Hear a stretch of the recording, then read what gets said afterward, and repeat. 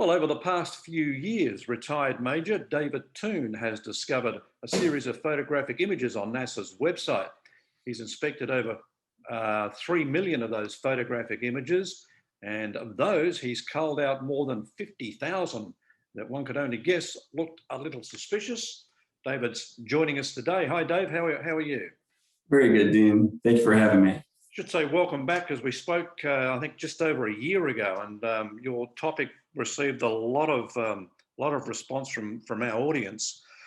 So in 12 to 14 months since we last spoke, have there been any new developments since then? Well, the drip of disclosure, I think, is really occurring at a faster rate. As you well know, this last year has been full of news events, and in the UFO world, it wasn't surpassed by Navy coming out and saying, "Hey, we've got a few videos, and oh, by the way, the report we were forced to give through a congressional act is now out there for us to read." So a lot of interest and a lot of focus on UAPs, UFOs is really coming to fruition. So yeah, since the last time we chatted, there's been a myriad of new videos out for the public to consume and to ponder. Yeah. So it's been kind of an exciting time. Yeah, it is, and of course, SpaceX is added to that excitement, and everyone wants Sure. to talk about space at the moment. Yeah. But obviously, you're concentrating on NASA's space images, and I was just fascinated when I learned about this, that you could actually go on a NASA website and access these yourself. Sure. That's the fun part. I don't have a one-off story where I saw something and you guys have to just, hope that I'm coherent. And unfortunately, a lot of folks do have sightings, do see things that they can't explain, and they're in that realm of the unknown. Unfortunately, it's hard to share that unless you have a really good video, a really clear picture. And using NASA's own archives, I'm using the world's best camera systems aimed at the solar system's biggest light. And so my photographic production company is NASA, and they're kind enough to take our tax dollars, take a few photos of the sun through multiple solar satellite systems, and then let the public look through them. So at this point, it's 24/7 access, and if you want to find a few anomalies, they're there to find. Yeah. So the systems that you're talking about, how many are there? Are there 3 or 4?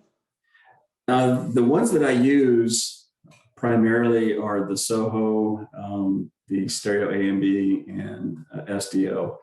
All those acronyms all deal with solar satellite systems. I don't want to bore the audience with what they mean, but that's just 3 of probably 10 or 12 worldwide that other countries have and have set up for their own data collection of solar information.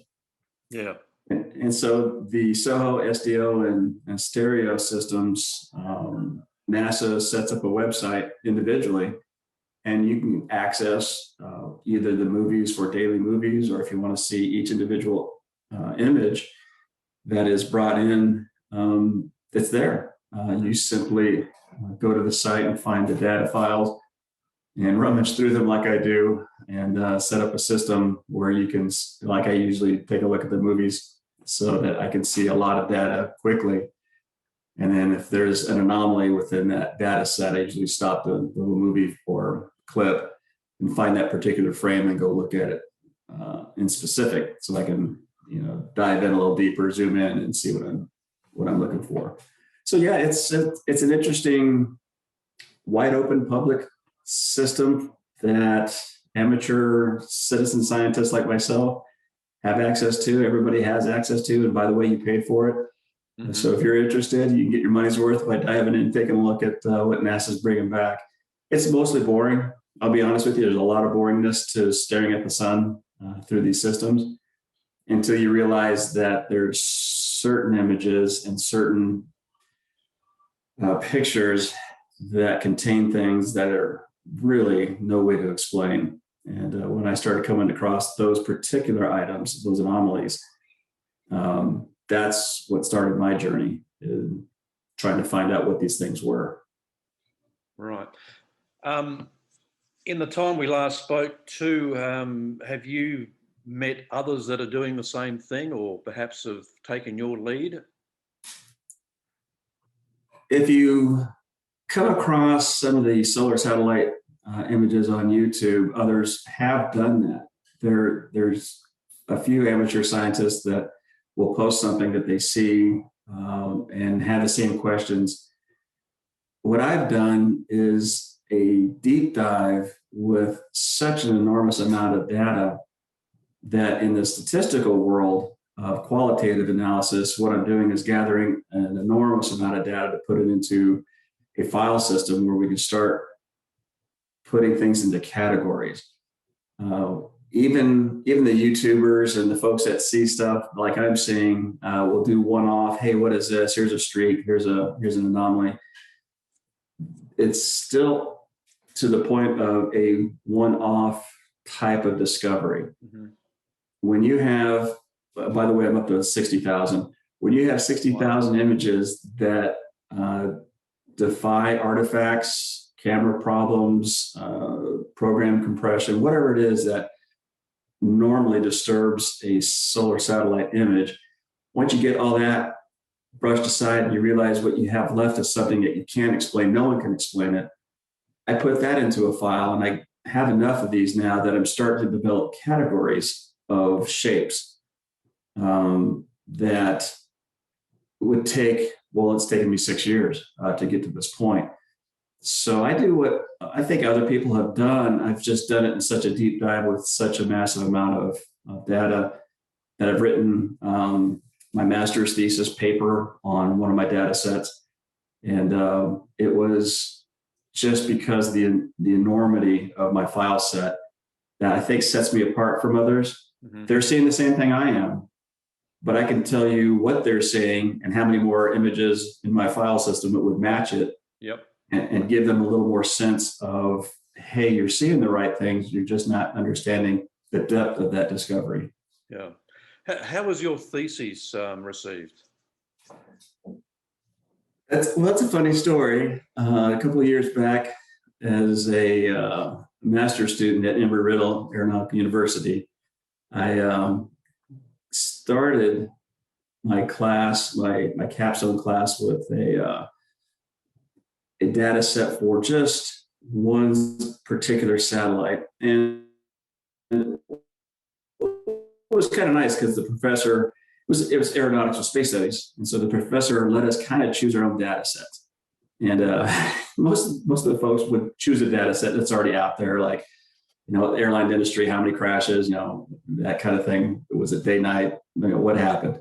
I went to my space data set that I've already pulled together, and I said, hey, do you mind if I do a paper on unknowns in space imagery? And he was good with that. I said, all right. And so we set through a 9-week course because it was in the summertime. And I pulled my data set together and started doing the statistical analysis breakdown and writing my paper out. And he started making us get in front of the class. There's only 8 of us. We'd get in front of the class and have to give a progress report on our particular project and a research topic. And so when I first got up there, I had to tell the class, well, I'm looking for space anomalies, mm-hmm. and trying to figure out if there's intelligent life in our solar system or not. You can imagine the giggles that happened because he's got this old man in front of the class. The next oldest next to me was probably in his late 20s. Wow. So the kids in there were like kind of giggling, and I was the old man with the tinfoil hat. And so I put up with it for a little while. And about midway through, we had to start pulling our data together and start doing the statistical analysis of the thesis that we had, the null hypothesis, the whole 9 yards. So I had this hypothesis that this particular satellite system was watching this one particular type of anomaly fly by it. And I had 365 days or 384 days of data, and it showed that this particular object had passed by this particular satellite about 248 times in that little over a year time frame. And my thesis theme was, are these things coming by at a regulated time? Is there a pattern to this? Kind of like an airport. Mm-hmm. If you watch the planes take off, every 2 minutes there's a large aircraft coming off the runway, and that's by regulation. So if you had never seen a plane before and you started seeing these things fly over you, you couldn't describe what you're seeing, but you saw the timing. That's kind of what I did with my paper. I'm not understanding what I'm saying, but it looks like there's a timing. Yeah. So I was looking for a second order of magnitude of timing with my particular object that kept showing up. And the professor walked in one day. We were all sitting in class about midway through, and he says, "Okay, it's time for everybody to show me your data sets. And what have you got?" Well, he didn't know I'd already ran over to the astronomy side and started talking to the professors there. Got a little head start, had my data set, and he asked me, well, statistically, what is your p-value, which is statistically significant value for your particular research project. And if you had like a 0.05 or a p-value of 1 times or 5 times 10 to the negative 2, make a long story short, it's significant. So the lower the number, the more significant your find. And everybody in class was given their numbers, and I, they were like, well, I'm at the, 0.002, 0.005, and 10 times to the negative 2 or 3. And he called on me and I said, I'm at 10 times to the negative 27. Wow. And the whole class stopped. And he looked at me, because you're either wrong with your data, you've really messed up to get a number that far out, or it is near perfect for what you're looking for. And so he sat next to me and made me give my thumb drive over with all my data. He took his computer and he said, let me see that. And he did a G-test, put it through his modeling, statistical modeling program. And the whole class was quiet because they thought I was just way off. Yeah. And he looked up at me and he said, I got a negative 27. Wow. And the kid next to me kind of sat back a little bit and he said, does that mean they're here? Yeah. And I looked at him and I said, I don't know. I think so. So the paper went well. The research paper ended in an A. And even though they still said I was the old man with the tinfoil hat, they had a little more respect for my numbers after I proved statistically I was on. Well, there you go. So my data set showed there was some type of timing, intelligent timing that was above random. Yeah. Well above random. It was extremely intelligent. So it was fun, to say the least. So that's how my paper went a couple of years ago, and that's kind of how I ended my aeronautics and space studies MS degree. Was pretty stoked. Great, Dave.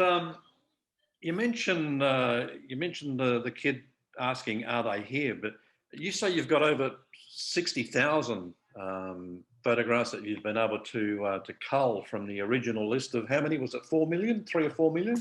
It's about that. Yeah, it's been 6 years of looking at data day and night.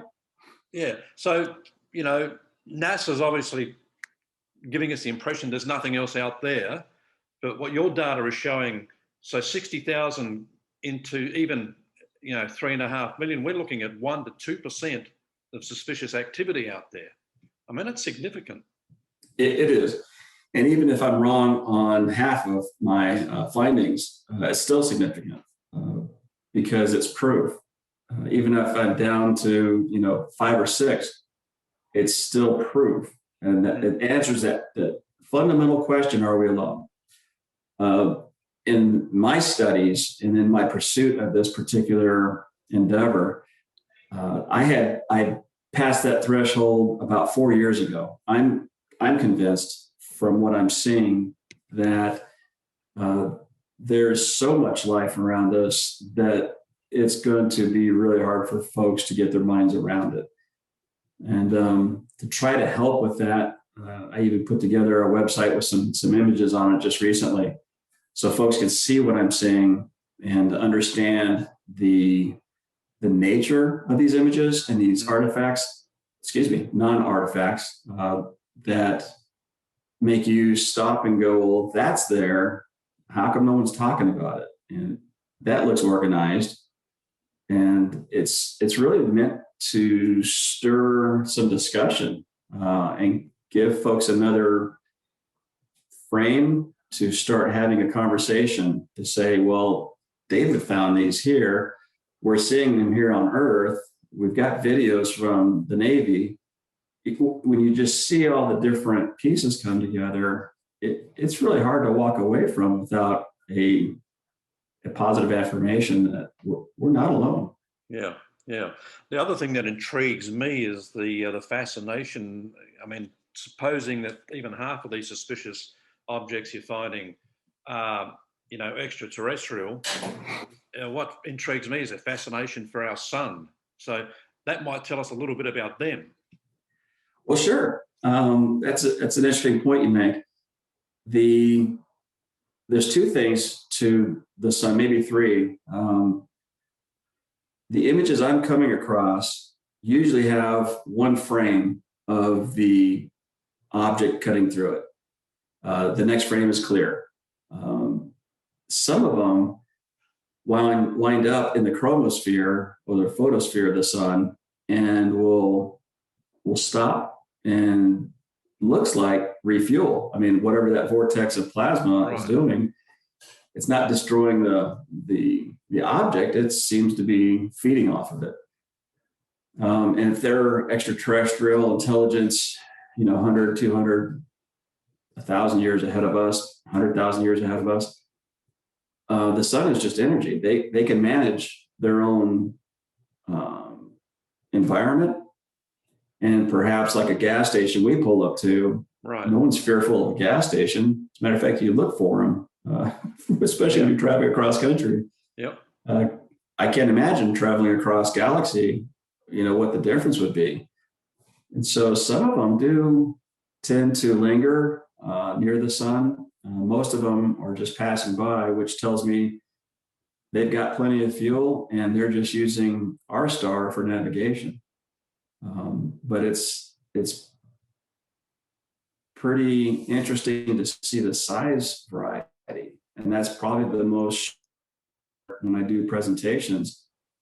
And actually the first question I get is, what is the size of that? And in one of my slides, I have Earth next to the object that I say, well, I hate to tell you this, but a lot of these are Earth size. Right. Or bigger. And that makes the mind hurt a little bit because that's a new paradigm for folks. Like, you've got to be kidding me. Can't imagine an Earth-sized object cutting across the universe, happen to go through our galaxy, happen to pass by our sun, and NASA caught it. But that's what I'm seeing. Yeah. So speaking of NASA, I mean, what's your relationship with NASA? Is there any relationship at all? Have they reached out to you about what you're doing? As last time I think we spoke, I still haven't talked to anybody at NASA about this. And there's a whole lot of reasons for that.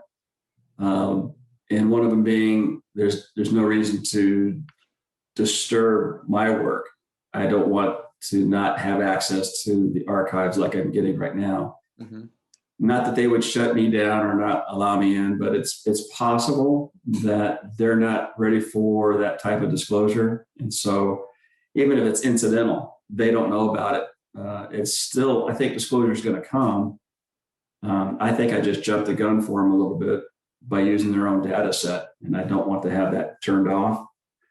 And so that's one of the reasons I don't knock on their door and say, hey, I got this stuff off of your website, because I kind of enjoy going through their website. Yeah, yeah. I think another reason why maybe they've left you alone is that if they're seen as a perhaps trying to force you to stop doing what you're doing. It's almost an admission by them that, you know, you're going to find stuff out there we don't want you to find. It's these days, it's really hard to double guess what's going on politically.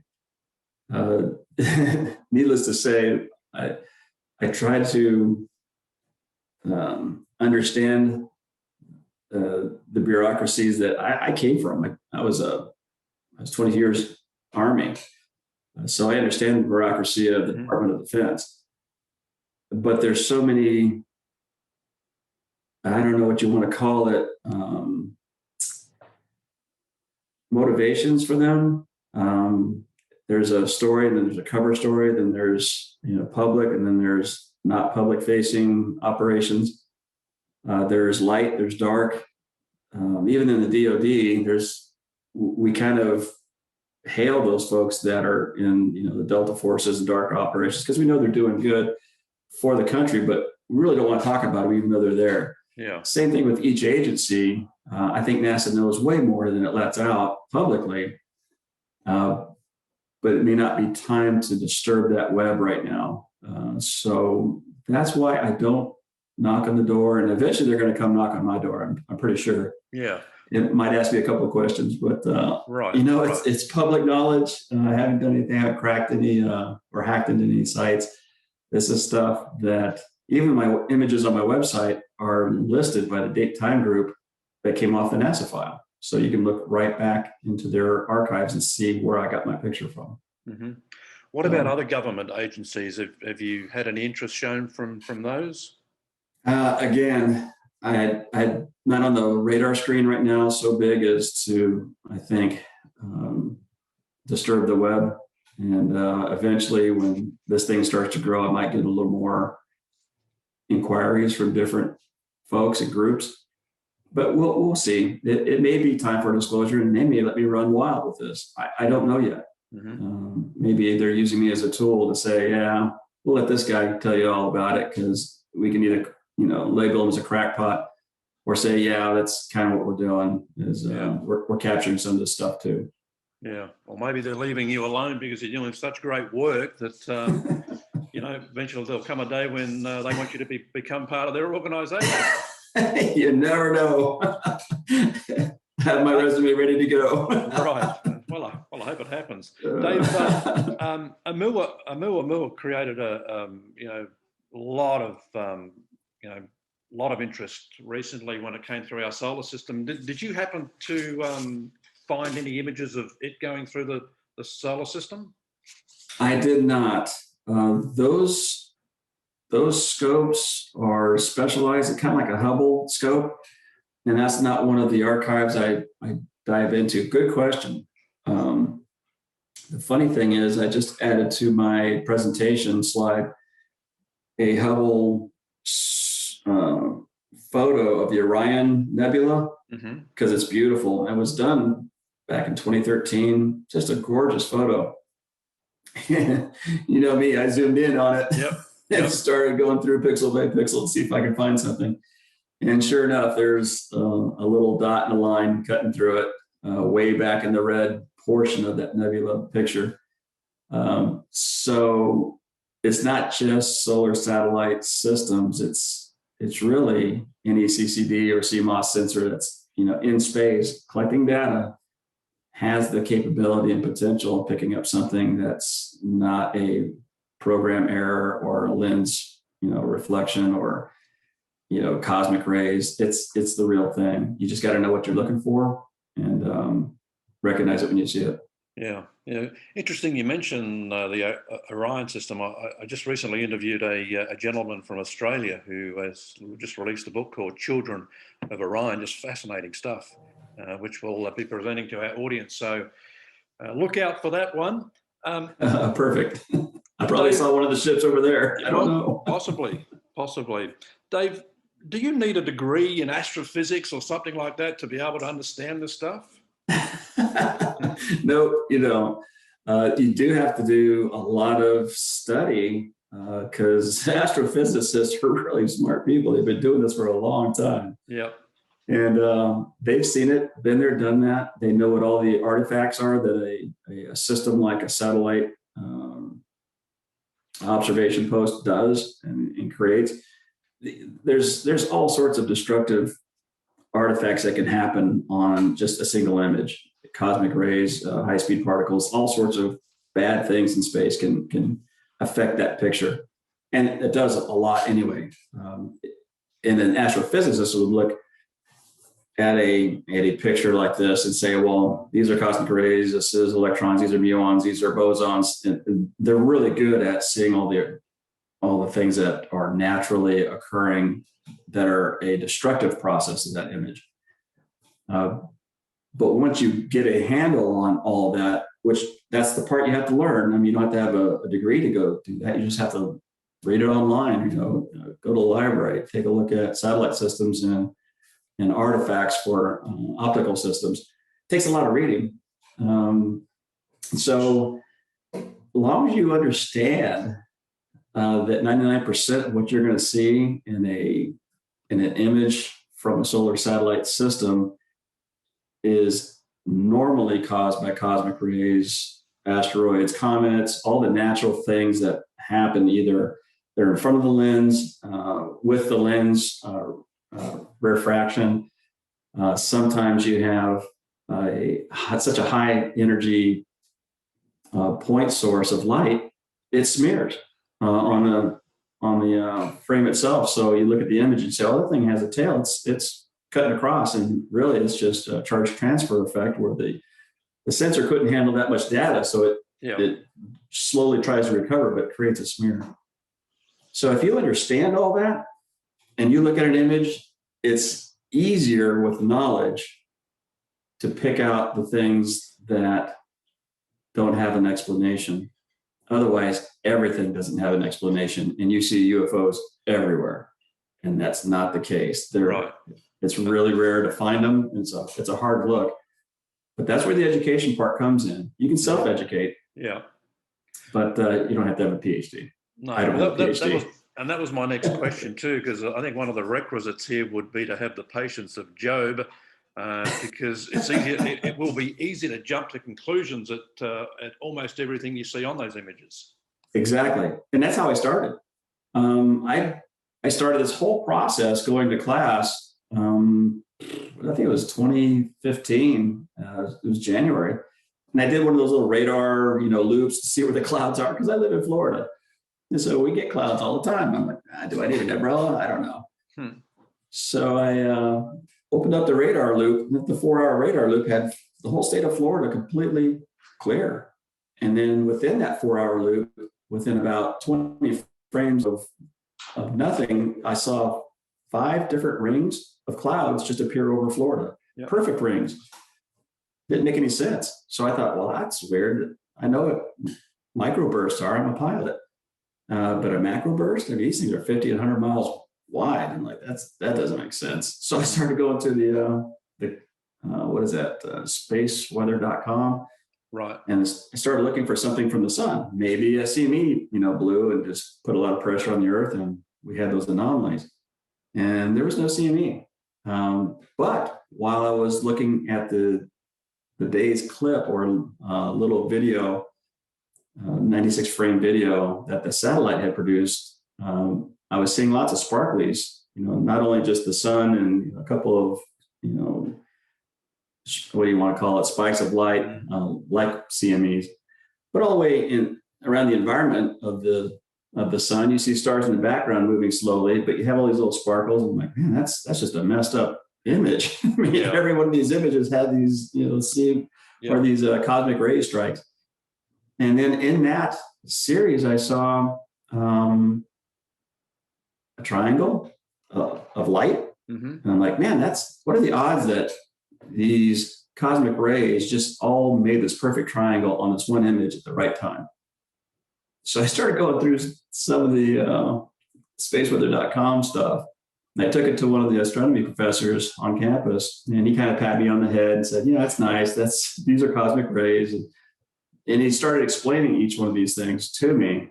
And so we got down to the last 2 of the 10 images I had.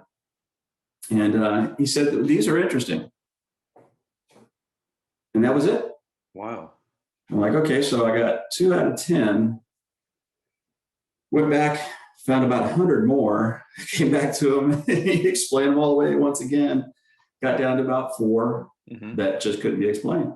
And so I thought, well, if he can't explain it, and this is what he teaches, he's got a PhD and he's a really smart guy, maybe I'm onto something. Yeah. And so I started doing the analysis through deduction, identify everything as known, and then you're left with an unknown if it's still there.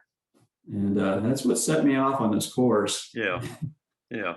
It's been a long haul. And I searched for a year, literally going through all the archives for a year until I found my first one. And it was in 1995, February 1st, my daughter's birthday. Incident. It was like 5:45 UTC time. And this object that had at least a ring of 8 lights in a pear shape right by the satellite was captured. And I looked at that and I said, that's not an asteroid, that's not a comet, and that's not an artifact from the camera or the programs. Wow. And I sat on that for 2 days. I didn't know who to talk to. I'm like, where do you run with that data? Exactly. So for someone watching today and they're excited about, doing their own investigation, can you give like a little crash, 3 or 4 step course for them on exactly what they need to do? Well, sure. If you go to sdo.com or .gov, forget which one it is now, just start there. It's the highest resolution satellite system they have for solar observations going. And on that particular web page, there's a selection for archives or movies or whatever you want to take a look at. And I usually go to the movie clip for the daily movies and pull that down and let it run at full screen. And then if I see a flash or if I see a shape, I usually stop the movie, move back to that particular frame, and then get out of that, go to the archives, find that frame, and open it up and then really zoom in on whatever that little thing that caught my eye. And a lot of times it's nothing. It's a cosmic ray. It's whatever artifact is in there. But about 2 or 3% of the time, there is something there that is unexplainable and improbable for cosmic rays to create, unless they were intelligent cosmic rays. Yeah. And so that's kind of how I do my 2-step process. I choose a satellite system I want to go to, and I choose the movies, watch it for the day, choose the image that caught my attention, and then pull out of that, go to the archives. It's literally file after file by date time group, and just look up that date time group you found in that movie set, that movie frame, and then open that up in the biggest file you can find, which is 4K, and then start your search. Okay. You should see it still in that same frame. So whatever caught your eye on the movie, you'll see in that one frame, and then you just have to start zooming in and pulling the details out. Yeah. It sounds like a great. Well, I was going to use the word hobby to have. I mean, I don't want to put pressure on marriages and partnerships out there, but does it take a lot of time? It takes a lot of time. My wife is very patient. She sits on the couch next to me, and we watch Andy Griffith or we watch whatever shows that we enjoy. But she knows I'm digging through satellite archives just about every night, and keeps me off the streets, keeps me home, and she puts up with it really well. So this is kind of a passion of mine, and it's kind of like coin collection or stamp collecting. I just happen to be picking up ETVs of satellite systems. That's all. Right. Dave, you put up a website since we last spoke over a year ago, and it's looking really good. It's solarsuspicions.com. I mean, yes. You provide a database on that website for people to take a look at? I do. For those who don't have time to sit and spend hours looking through all the satellite archives, I put together a collection initially of about 1,200 images on my website.